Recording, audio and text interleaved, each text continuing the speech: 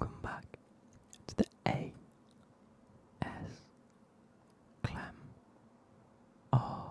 YouTube channel. Now, in today's video we're doing the long-awaited Premier League predictions video, and yes, the Premier League starts today as you're watching, so make sure you click the thumbs up, you click subscribe. Do it now. If you're watching it, just do it. It's so helpful. It's unbelievably helpful to just subscribe to a channel. It's ridiculous. Anyway, for those of you that are subscribed, thank you. It's been a while since I've thanked everyone for subscribing. I do appreciate each and every one of you that have subscribed to the channel.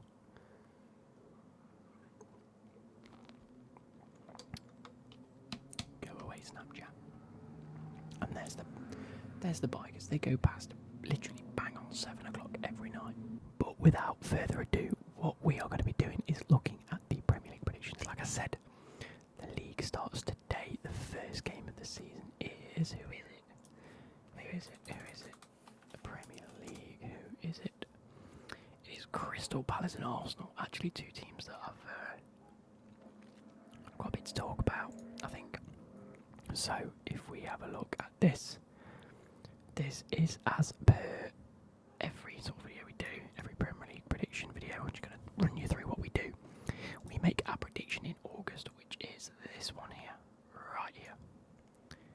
Okay, these are all the teams that we need to use. We have Arsenal, Aston Villa, Bournemouth, Brentford, Brighton, Chelsea, Crystal Palace, Everton, Fulham, Leeds, Leicester, Liverpool, Man City, Man United, Newcastle, Nottingham Forest. Hey, it's nice to see them there. Southampton, Spurs, or Tottenham Hotspur, West Ham, and Wolves, or Wolverhampton Wanderers. And they're in alphabetical order. So what I'm going to be doing is I'm going to quickly copy this and put it over here as well.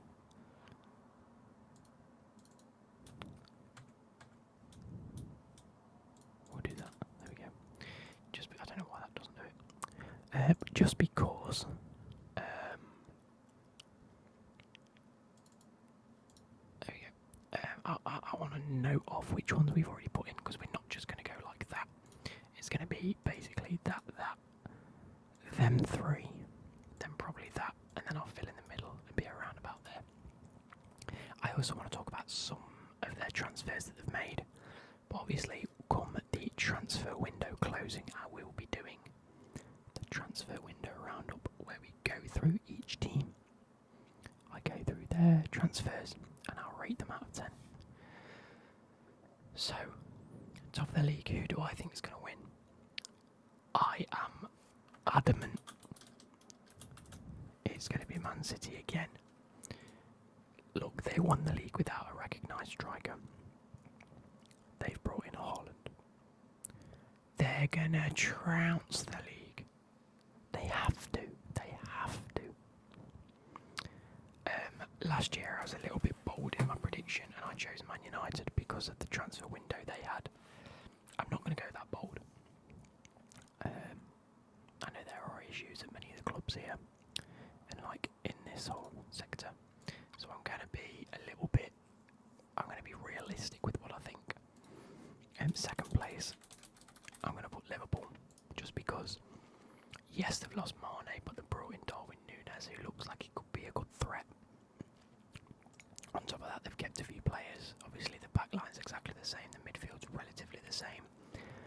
As long as they can all stay fit, I can see them still edging the likes of Tottenham and Arsenal and Chelsea now.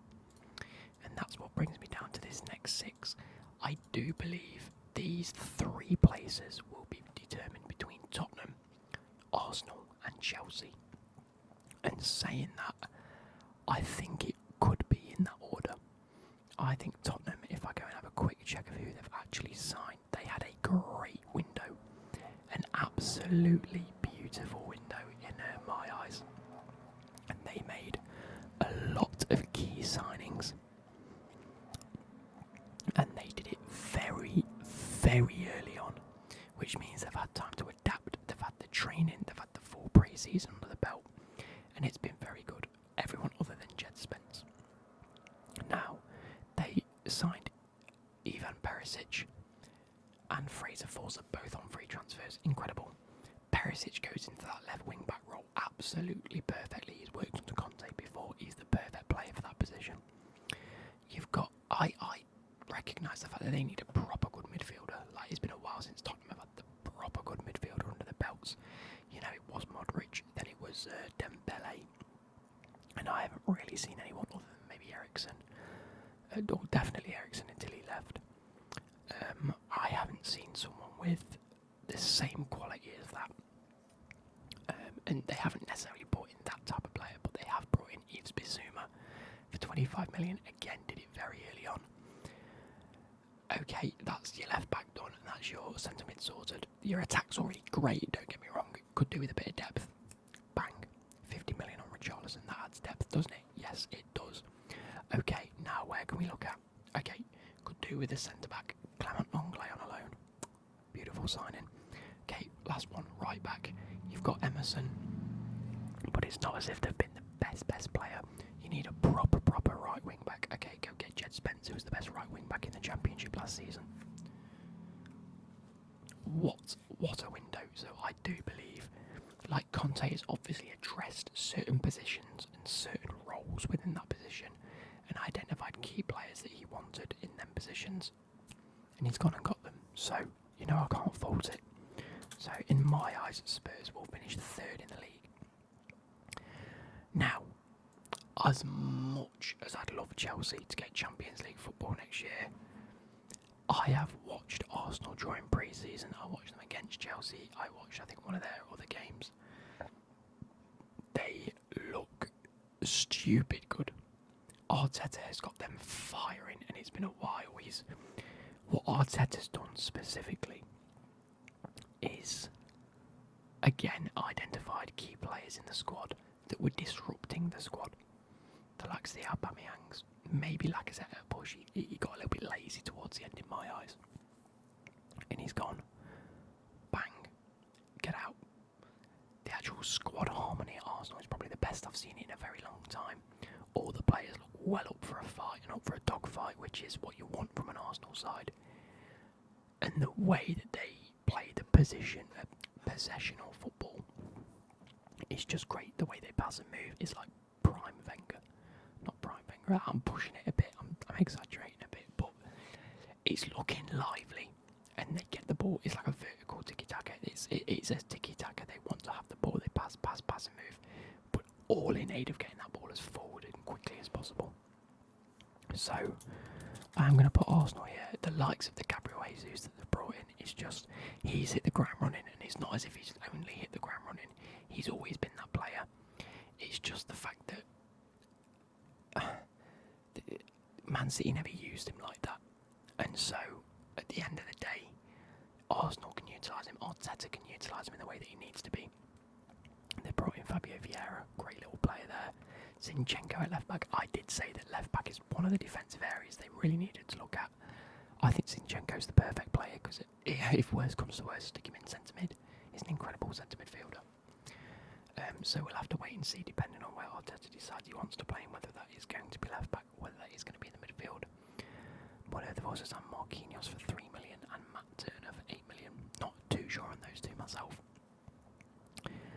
But they have got rid of a lot of players. Guendouzi's gone. Bernd Leno's gone. Lacazette left. Bloody hell. Anyway. And then in 5th, Chelsea. Now, if I'm being totally honest, if we don't sign maybe 2 players in the next couple of weeks, I could see us dropping into these positions again. We could have one of them seasons that Chelsea are. We're used to having them, in which we sort of fall off the ball a little bit. You know, we have a good season or two. We've won the Champions League, then we finished third last season. and then, you know, we sort of fall off the bandwagon a little bit. Then we sack a manager, and then we just, I don't know, bring someone else in and start doing well again, and then go through the same old process again. But I don't think Tuchel's going to get sacked. That's not what I'm saying. What I'm saying is, I think we need to bring in key players in key areas. If we are letting Malang Sarr go, we definitely need to bring in a left back and a centre back. And as of today, we are linked with Cucurella and Wesley Fofana. Now, out of all of the centre backs and wing backs and that we've been linked to, I think Cucurella and Fofana are by far the top of my list specifically. And I say that being a Chelsea fan, as Fofana has proven himself in the Premier League. He's got bags of potential. We all know how good he can be. So I would love it. I think he slots into that right centre-back role perfectly well. Koulibaly on the left, Thiago Silva in the middle, and Wesley Fofana on the right. Reece James on the right-hand side. Chilwell or Cucurella. You know what? That's a very, very competitive position if we do end up getting Cucurella.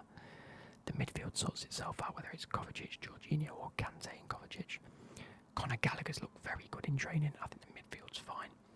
We need an attacker. I don't know what we are doing. We're not going in for any strikers, and I don't know why. Whether it's because that's how Tuchel wants to try and set up his forwards, I'm not too sure. But at the same time, we need to be doing something, surely. Because at the minute, we're not going in for any forwards. We could be playing Sterling up top. I think Sterling is an absolutely exquisite signing. I really, really do. At the same time, Koulibaly's a great signing. We're also looking at a spare right back, which is fair enough if AScleMR and Marcos Alonso both leave. We do lack depth at that right back spot. We've got Reece James, we've got no one to cover him pretty much. We're linked with Denzel Dumfries and Kyle Walker-Peters, both adequate number twos, I think. So I do think with the depth that we've got and where we could potentially line up, I think we've got a great team on paper. It's just the utilisation of those players. Specifically, I think Tuchel needs to narrow down his 11. I think a lot of last year we ended up rotating a little bit too much. Now, I know rotation is good for the squad, but I think a little bit too much and you lose match sharpness. You don't build that cohesion between players.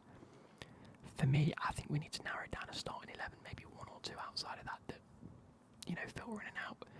That comes down to the midfield. I think Kovacic and Kante are two players that have to start. I think Jorginho isn't one that has to start, and I think Conor Gallagher is the player that we need to be pushing in and out of the team.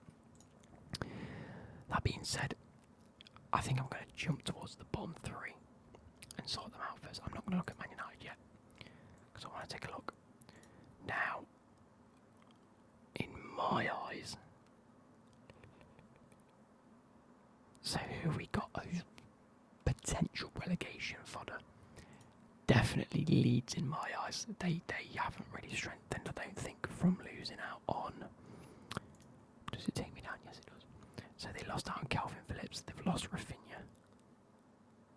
They've lost Kiko Casilla. Spare goalkeeper. A few other players have gone out. Probably not too much of note. Who have they brought in? Brendan Aronson. Rasmus Christensen, both from Salzburg. Mark Roca from Bayern Munich. I mean, he could be okay. Tyler Adams looks like a very, very good player, and Luis Sinisterra.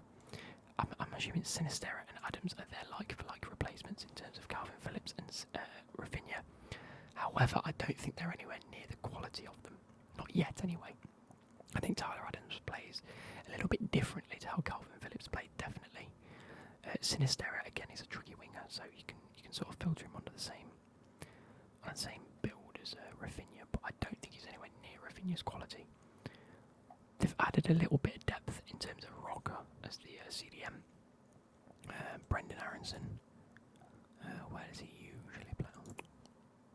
Not too sure. So I actually think Leeds are going to be one of these three. I'm going to put them there for now and see if I want to move them down as to guaranteed.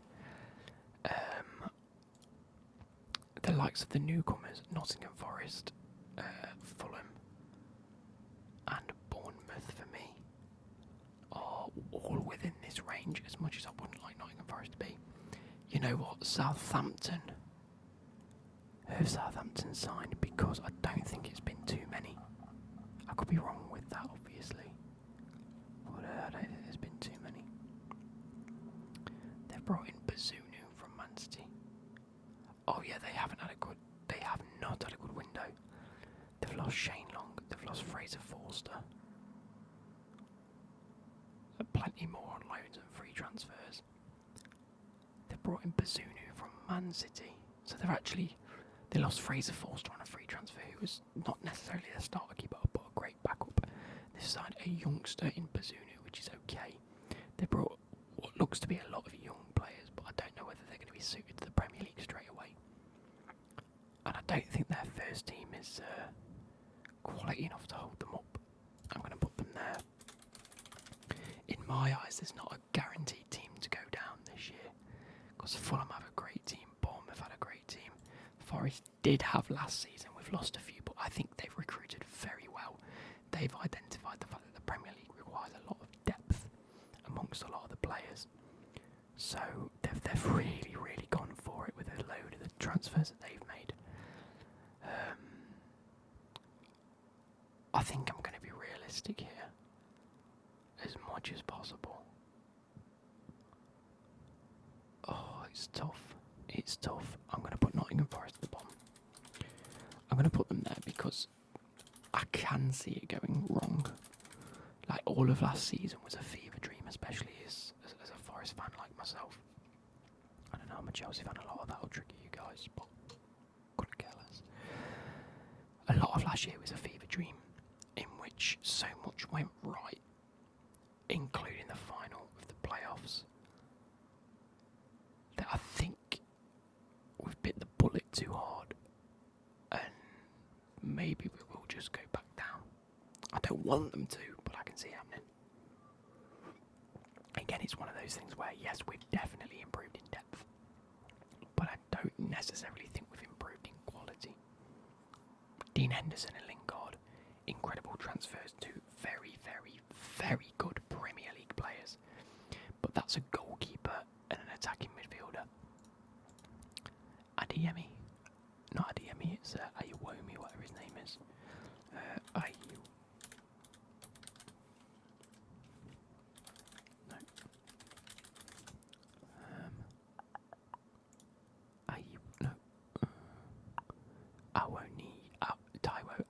Awoniyi. There we go with that. Remains to be seen, Remains to be seen how good he is. In that case, I think I'm going to put Bournemouth here. And then I'm going to put Fulham there. I think that's fair. I think Bournemouth and Fulham definitely have the squads to keep them up. Fulham, historically a yo-yo club, but I think this year they've learned how to not do too much when it comes to, or hopefully they're going to have learned that they're not to do too much when it comes to the Premier League and just ride out the games, try and get some draws under the belt. And they looked a different beast last year in the Championship. But again, could fall short. Bournemouth, again, another team that could fall into this trap with these two teams. I think Leeds and Southampton have had a poor transfer window. And after a relatively poor season last season, I think they can start to slip. And with that being said, with these three teams here looking hungry to stay up, it's going to look even harder. It's like falling, and then you've got three attack dogs coming up behind you going, we want to stay up, we're fighting for survival. And I don't think these two want to fight for the survival as much as these three anyway. So, who have I got? We've done Arsenal. Okay, we've done Bournemouth. We've done Fulham, Leeds, Liverpool, Man City, not Man United. We've done Forest, done Spurs. 1, 2, 3, 4, 5, 6, 7, 8. 1, 2, 3, 4, 5, 6, 7, 8, 9, 10. Okay, who have we met? Southampton we've done.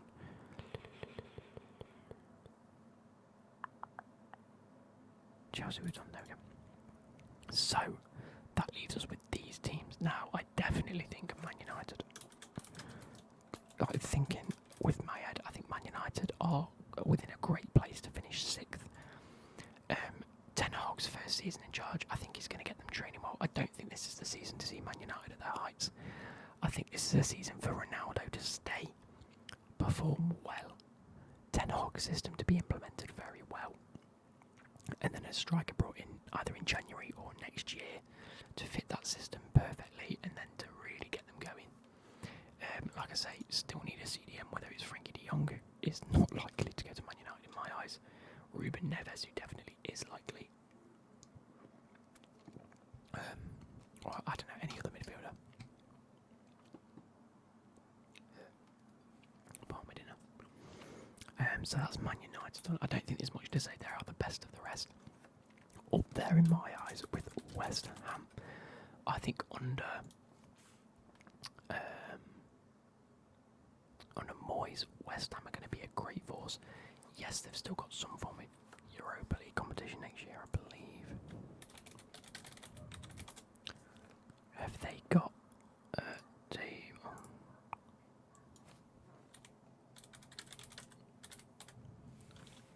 I think they're in the Europa Conference League. Yeah, there we go. So they're in Europa Conference League.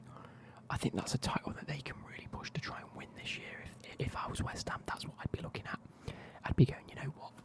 That's a competition that we could potentially win, because there's not going to be too many teams that fall back into it. And again, up here, Newcastle strengthened very, very well last year. How have they done this transfer window? I don't seem to recollect hearing too much about them, but again, I think this could be a season where they splashed a little bit last year when they got took over. This year, they're just sort of trying to recuperate a little bit. So, okay. They signed Nick Pope for £10 million. Great, I forgot that happened. Great transfer in my eyes. Really cheap, proper goalkeeper, better than Dubravka. Also, Sven Botman, they've been linked with him for a very long time. Again, another great bit of business. £35 million. Happy days, they brought in Matt Target from Aston Villa. That's going to be a backup option, I'm pretty sure. I can't see him overtaking whoever else was at left back. Maybe I can. If not depth, great depth option. And then a few other players here and there. They've let a few players go on a free transfer. Dwight Gale, Sangare. Who else? The rest aren't really too much of note. Jeff Hendrick's gone out on loan. Langley's gone out on loan. Isaac Hayden's gone out on loan. And Kieran Clark's gone out on loan. So again, kept hold of a few of the good players, good depth players, but sent them out on loan instead, which is alright, I suppose. So again, got a great squad on paper. Eddie Howe's a great little coach. And again, another one of those teams where they've actually identified a few areas. Left back depth, bang, Matt Target. Could do with a great Premier League goalkeeper. Nick Pope, number 2 for England in my eyes. Definitely suitable. Sven Botman, one of the best centre-backs in Liga last season, so a great little purchase there for a total fee of 60 million across 3 players, and I think they've identified them well. Definitely puts them into that 8th spot. So that is Newcastle done, and West Ham. Now, down at the bottom, let's go back down here. I'm thinking of a few teams such as Leicester, and that might be a surprise. Now, we have this high expectation for Leicester, given the fact that, you know, they won the league, maybe when did they win the league? Was it 2017?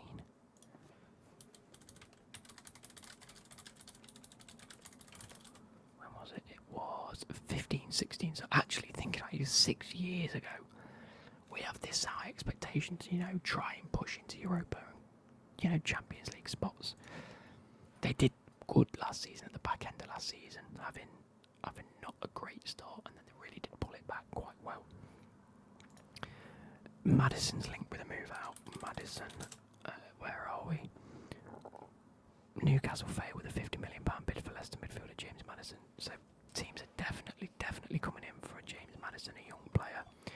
Chelsea are looking to sign for Fon, who's quite easily their best centre-back. Johnny Evans is good, but gets injured a few times. Çalhanoğlu, Soyuncu, not great at all in my eyes. Now it's got Vestergaard. What a liability. I just think with players that could potentially leave, as well as players that just aren't where they used to be, I just don't think it's a great look for Leicester. Leicester this season. I think we could see them slip a little bit. And statistically, Brendan Rodgers does. Oh, I've missed Everton. They've had a woeful transfer season. Okay, here we go. Here we go. We're actually going to move these three up. I'm going to go.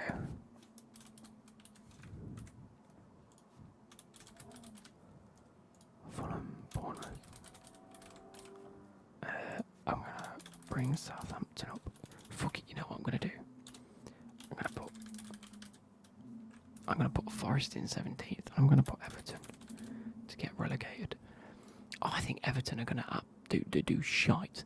I completely forgot about their capitulation. They've lost Richarlison. Who else have they lost? Let's go back up to Everton's transfer signings. Yes, that's it about Leicester. I think they're going to finish 14th, which isn't bad. Isn't bad at all, but I do think they're going to lose some key players. Everton, they've brought in Tarkowski, Ruben Vinagre, and Dwight McNeil, which aren't three incredible signings. Two of them are from Burnley, which are quite a defensive side. Departures-wise, they've lost Richarlison for 50 mil. Haven't really replaced him. John Joe Kenny's gone, who I thought a few seasons ago had an alright season. Obviously, they lost Sigurdsson. Goodbye to him. Delph, Ellie Sims, Onyango, St. Tosson. They've lost a bit of depth around the club, and they really haven't recuperated. Like, they were in a relegation battle last season, and they've lost arguably their best player. I don't know how to feel about that. I've got a feeling they might finish bottom. Pardon me. Another one, Wolves. I don't really see how they've really improved. Here we go. Let's have a look at Wolves. They brought in Nathan Collins from Burnley again. Burnley seem to have lost a lot of players. They've signed Wangi Chan on a permanent transfer. That's the only two they've brought in. Marcel's left. John Ruddy's left. That's not really too much of a. Roman Sicer's left. Ruben Vinagre obviously went to Sporting for £10 million, but then he's gone back to Everton. Bit strange. Kian Hoever. Fabio Silva's been loaned out. Yeah, they've loaned quite a few players out and lost a bit of depth.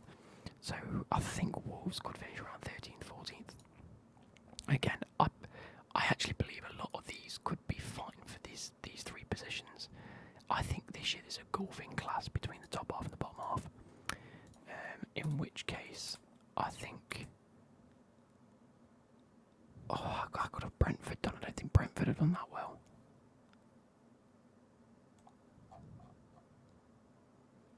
Where's Brentford? Brentford. They've brought in Aaron Hickey, Keane Lewis Potter, Strakosha, and Ben Mee. I think Brighton have had an okay transfer window. Brentford have had an okay transfer window. So, for me, Brentford definitely go above these, 100%. They've lost Ericsson. Okay, fair enough. You lost him anyway.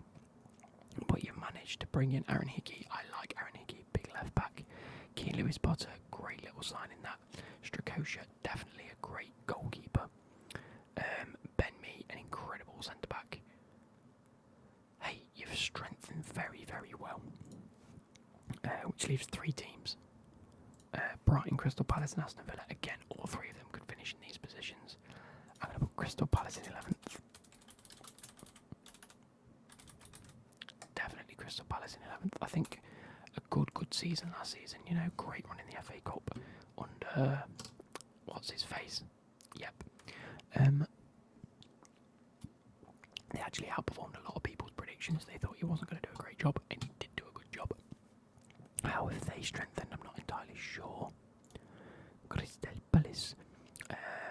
Jack Decore's come in. Sam Johnston's come in on a free transfer, and Malcolm Ebiowi from Derby County on a free transfer. I think that's some good bit of business. In terms of losing players, they've lost a lot of depth, and a lot of people have been released on a free transfer. So actually, they've stayed very, very, very similar. Improved on the goalkeeper, not really, because I think Johnston will come in to be the second behind Guaita. Jack Decore, I think, is a great little player from Lens. Chris Richards from Bayern Munich, Who's Chris Richards?